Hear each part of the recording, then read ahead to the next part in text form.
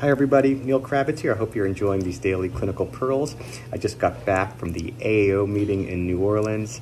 It was such a pleasure presenting, and thank you for all the people who attended the lectures. I've received many questions from those lectures, and I'd like to go over one of them for this clinical pearl. So I talked about how palatal displaced canines are associated with genetics, but labially displaced canines are associated with maxillary hypoplasia and arch constriction.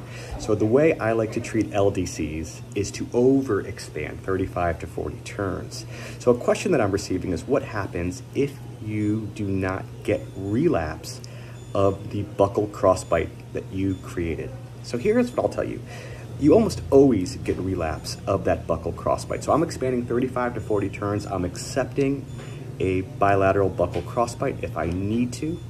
And then I am removing the expander once the canine goes into the funnel between the lateral and the first premolar. And once the canine passes what I call the danger zone, which is the apical 1/3 of the lateral incisor root, which is really where the necrosis and resorption happens, I'm removing the expander and letting arch collapse occur. If you don't get arch collapse, I've never not got arch collapse, but if you don't get arch collapse, I would suggest bonding brackets and placing a lower 018 niti in the upper arch for quick arch coordination.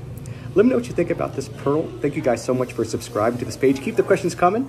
Thank you guys so much for supporting the JCO.